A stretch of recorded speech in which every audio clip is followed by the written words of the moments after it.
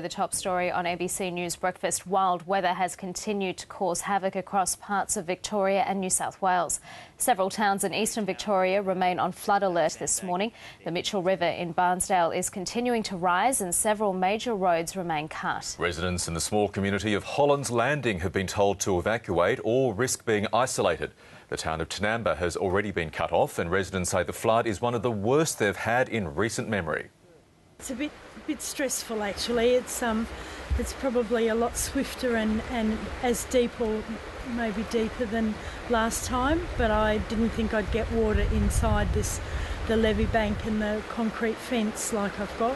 I'm sure it's running much swifter than it did in the past, and I've been here. This is the fourth flood that we've had along here, the second really big one though, and I'm sure it's coming with a lot more force, and it came across slowly today, but once it got here it just came with a huge force and it's very swift. In a moment we'll be joined by our reporter Kylie Simmons for the latest on the situation from Sydney. But first, let's go to the town of Maffra in Victoria's east and our reporter James Bennett. Good morning, James. What's the situation looking like there this morning?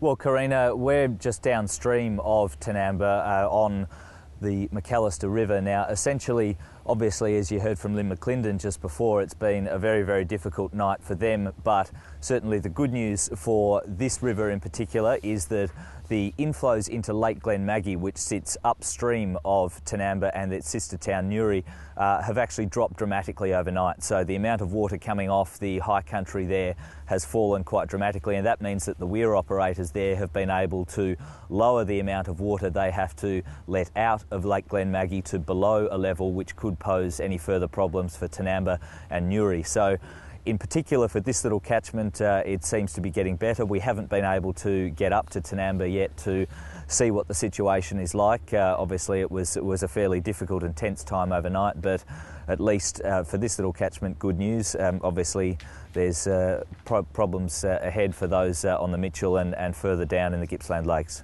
Because there was a prospect there of authorities having to release some of the waters that would have inundated those towns.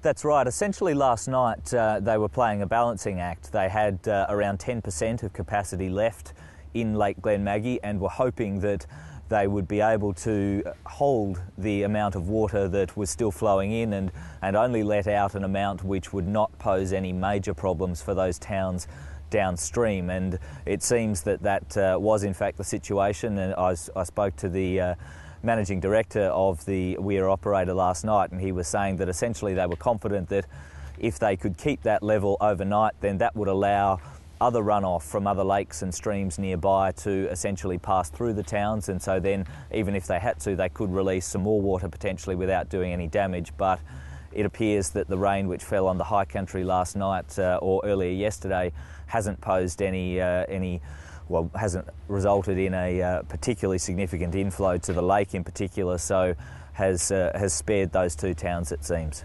So, James, do you know how many homes have been affected and how many residents have been affected? Well, certainly the townspeople yesterday that I spoke to were expecting that the water would certainly come through the town and believed, though, that they would be able to prepare with the sandbags which were put in place and which were there to protect them. So it's not clear yet. I haven't been able to get a handle on whether or not any of those properties have actually suffered any damage inside them or whether it's just a situation of water coming through the town. But at this stage it certainly doesn't seem anything like the 2007 flood where in Newry in particular there were some 40 homes affected. And roads in the area still remain closed? That's right. Certainly the roads to get from here in Maffra up to Tinamba and Newry are still closed at this point, and of course quite a number of others further east as well, out around parts of the Mitchell River and also on the Snowy, although I believe access now through to Bairnsdale is okay. The Stratford River peaked at quite a remarkable level yesterday, but that was again one of those sort of fairly quite rapid peaks and then drop-offs, I guess, similar to the situation in Queensland. So at the moment it's out of the woods for these particular areas, and the focus now here will be moving further downstream to the Gippsland Lakes in particular. You mentioned the evacuation notice for Hollands Landing. Now that's a area which sits on a very low-lying part of the Gippsland Lakes in between Lake Wellington and Lake Victoria. So obviously with the amount of water which is coming down into those systems, authorities do expect that that's going to be cut off for quite some time. Bairnsdale is the other problematic one. I have spoken to the operator of the caravan park, which was expected to be flooded last night. He's confirmed that has been the case, and we'll be waiting until first light to assess what the damage is and see how the rest of the town has been affected. But that is expected to, again, see some more difficult times through the morning. James Bennett will leave it there and come back to you a bit later in the morning. Kylie Simmons, if we can go to you in Sydney, it would seem that some parts of the city bore the brunt of the storm while others escaped.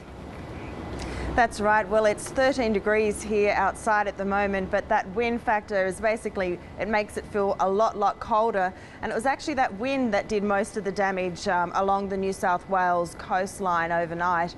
It hit down the south coast quite early in the afternoon and moved through Sydney. And Sydney's Sutherland Shire was the worst hit area. The SES had about 100 calls for trees down there alone. Also at Bundeena in the Royal National Park, they had a roof off one of the houses there. So that's basically where a lot of the damage has been done. There's been other locations at Bondi, a roof came off, and at Maroubra, also on that coastline, scaffolding came down on top of a block of units. So a lot of the damage has been through the trees coming down and the strong winds. Luckily that wind has eased and it's not expected to reach higher than 90 kilometres per hour today, still quite strong. So Kylie, how is the cleanup going along the coast? Well, at the moment, for down the Illawarra up through into Sydney, the SES has responded to about 1,000 calls all up. So overnight they've been cleaning up and cutting down trees. The main storm cell now has moved further up into the Hunter and on the mid-north coast, and those damaging winds are hitting there at the moment, and it's going to move further up towards the Queensland border throughout the day. So the damage will continue, but look, the weather in Sydney is probably going to rain all day today, so it will make that clean-up hard. But I think most of the problems seem to be trees down, a couple of roofs off, and we're probably going to go out and take a look at some of the damage. But at the height of the storm yesterday, it was certainly quite choppy and windy. Ferries had to be cancelled. Landing planes at Sydney Airport, quite difficult in 100 km/h winds. Praise for the pilots who landed one plane from Melbourne to Sydney. A lot of relieved passengers there, but it was quite scary at times. Kylie Simmons, we'll leave it there. Thank you.